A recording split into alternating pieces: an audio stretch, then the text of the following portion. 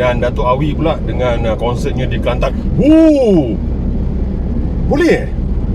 Ada orang cakap dulu kat Kelantan tak boleh konsert, tak ada panggung wayang. Hen Isaac dengan saya, dia sikit atas lah daripada saya. Dari segi kehandsomeannya lah. Nampak kat situ. Tak kaya tak apa, janji handsome. Hari ni kita menang, esok petrol turun. Hari ni kita menang ke hari ni dia jadi Perdana Menteri?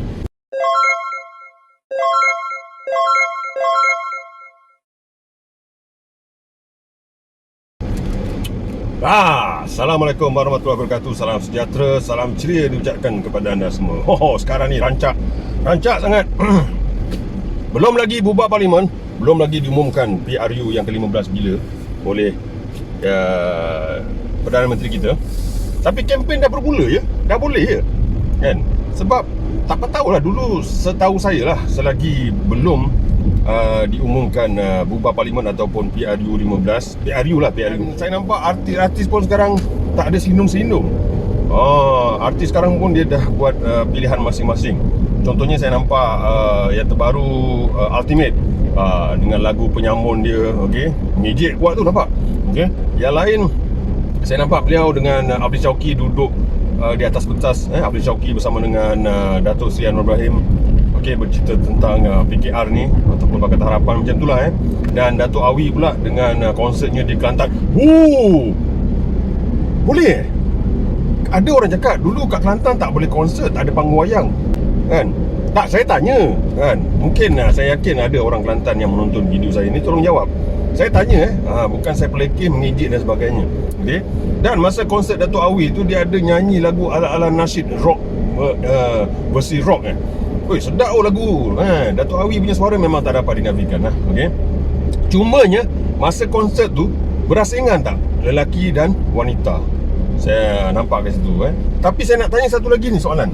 Agak-agak lah ni bukan apalah kalau saya punya soalan ni mungkin menyentuh ataupun sensitivity ke macam tu lah tersinggung dan sebagainya, saya minta maaf. Ni tanya saya tanya elok. Jika arwah Tok Guru Nik Aziz masih hidup, adakah konsert seperti ini boleh diadakan?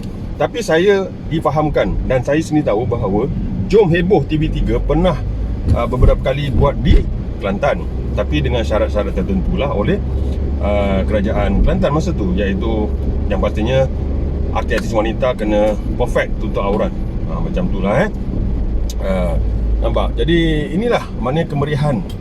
Kalau kita tengok tadi saya sebut nama Hen Isaac dengan saya, dia sikit atas lah daripada saya. Dari segi kehandsomeannya lah. Nampak kat situ. Tak kaya tak apa, janji handsome. Hen Isaac mengumumkan betul ke video terbaru tu yang dia bersama dengan PKR. Okey, kalau kita tengok nama yang saya sebut tadi iaitu Abdul Syauqi, Dato' Awi, Hen Isaac. Ini tiga orang ni, satu lagi Dato' Esi Mizal. Dato' Esi Mizal dia tak ada kot involve dalam politik, saya tak nampak lagi. Okey, kalau nama-nama yang saya sebut tadi tu, mereka ni pernah berada di satu persembahan pentas bersama.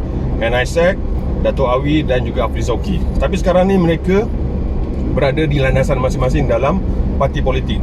Dia politik ni very unique. Okey, macam mana sekalipun dia macam umpama kita menyokong perlawanan ataupun tim bola sepak mengikut negeri, ataupun tim bola sepak yang klub-klub tu lah, Manchester ke apa tu, saya tak minat bola, saya faham Jadi kat sini kita dok sokong-sokong bola sepak ni apa semua, kita dapat apa?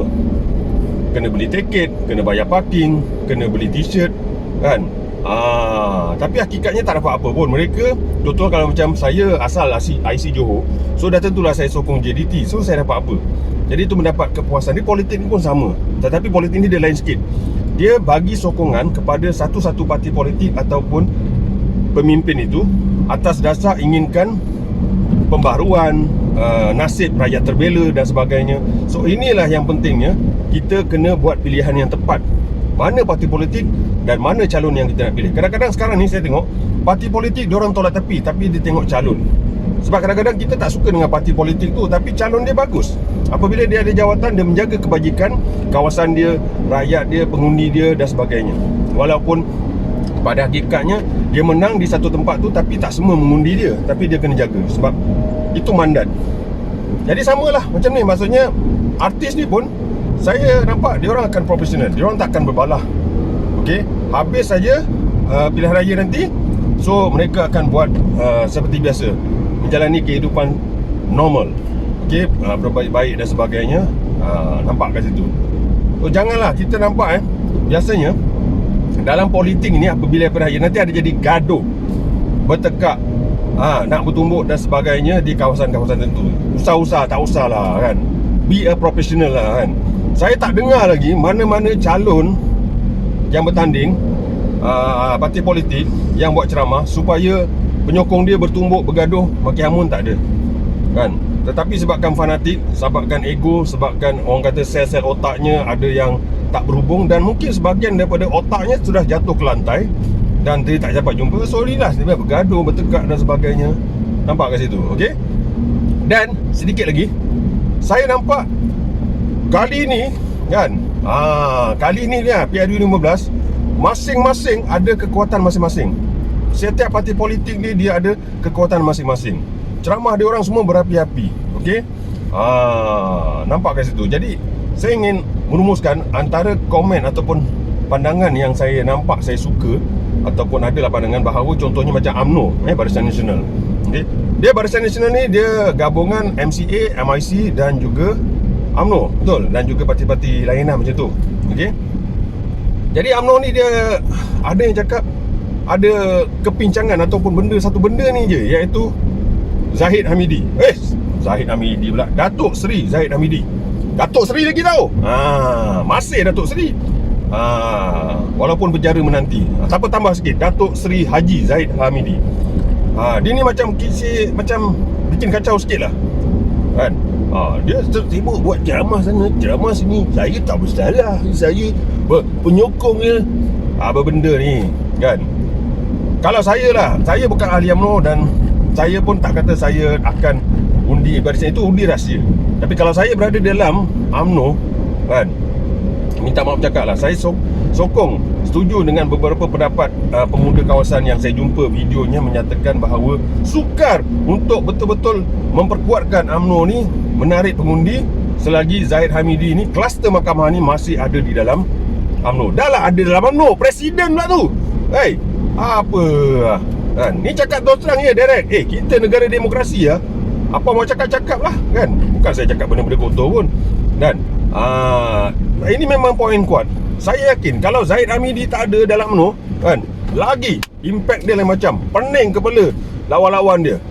PH pening, Perikatan Nasional pening. Betul. Perikatan Nasional dia gabungan Bersatu dan juga PAS kan. Dia dulu panggil apa masa PAS bersama dengan UMNO bersama dengan UMNO ya, dipanggil apa panggil tu, saya lupa lah, Perpaduan Ummah. Macam tu lah. Sekarang dia dah dengan Perikatan Nasional dipanggil Muafakat Nasional pula. Macam tu. Manakala PH ni dia ada yang cakap kelemahan PKR ni dia sebab ada DAP. Kalau tak ada DAP lagi kuat pengaruh Datuk Seri Anwar Ibrahim. Ya ke? Macam itulah saya menyampaikan aja. Undi saya tetap rahsia. Nampak kat situ. Maksudnya kat sini, okey, sebab DAP ni dikaitkan dengan parti resis bangsa Cina. Itu satu benda lah yang jelas. Tetapi dalam diam-diam kita pun nampak sekarang DAP dah ada. Dulu ada India je, sekarang Melayu pun ada. Melayu pun ada dalam DAP. Dan DAP ni pula yang paling lemah ataupun senjata kuat yang digunakan oleh contohnya UMNO lah, iaitu DAP ni tentang peristiwa 13 Mei yang dikaitkan dengan DAP. Okey, saya minta bantuan di ruang komen. Bolehlah bagi link apa cerita. Saya pernah tengok cerita daripada Zulkifli Nordin yang menyatakan dia ada masa peristiwa 13 Mei tu apa terjadi. Kan masa tu DAP dia menang KL. Dia bukan jadi kerajaan pusat pun, tapi dia menang KL. Dan berlakulah peristiwa 13 Mei tu. So ini ada kaitan dengan DAP kan. Masa tu Lim Kit Siang apa semua kan. Nampak kat situ. Jadi sekarang ni seolah-olah macam kalau DAP ni masih lagi dengan dikaitkan dengan peristiwa 13 Mei dan parti yang berbahaya kepada rakyat Malaysia, utamanya orang Melayu, yang mana kita tahu hak Bumiputera Semada dan kalaulah DAP ni boleh mengganggu gugat Kesultanan sistem beraja di Malaysia, dan juga hak-hak istimewa orang Melayu, agama Islam akan di kacau bilaukan oleh DAP ni. So kenapa tak diharamkan terus? So maknanya DAP ni pun dia sudah mengkaji dan dia tahu tentang demokrasi politik dan sebagainya. Sampailah sekarang DAP ni masih lagi bertahan di Malaysia. Nampak kat situ. Saya bukan sokong DAP. Saya pun kadang-kadang tengok masa DAP bersama dengan PH menjadi kerajaan 22 bulan tu, panjang cerita dia. Memang saya pun macam geram juga dengan isu perkauman daripada DAP punya kepimpinan ni. Dia ada nampak kat situ. Dia ada nampak ada beberapa peristiwa. Tu cerita dalam video lain lah. Okay. Tapi saya nampak, berbalik kepada Datuk Seri Anwar Ibrahim ni, adakah dia sukar untuk mempengaruhi rakyat kerana adanya DAP? Tapi saya tengok ada ceramah-ceramah juga yang mana DAP ni pun dia pandai juga, dia bijak juga untuk mempengaruhi rakyat. Kan? Contohnya di Pulau Pinang, kan? Dan ada orang katakan kalau DAP di Pulau Pinang ni boleh jadi macam Singapura, keluar daripada Malaysia ke apa ke. Ya ke? Kan? Tapi saya tak tahu sejarah macam mana Singapura boleh jatuh kepada tangan kepimpinan China, Lee Kuan Yew dan sebagainya. Tapi saya tengok rakan-rakan saya dari Singapura, dan saudara saya pun ada orang Singapura, okey je. Saya tak dengar lagi di Singapura Melayu tertindas, Melayu dipijak, Melayu yang mungkin lagi kasarnya dibunuh ke apa ke. So orang Singapura, orang Melayu Singapura tengok video saya.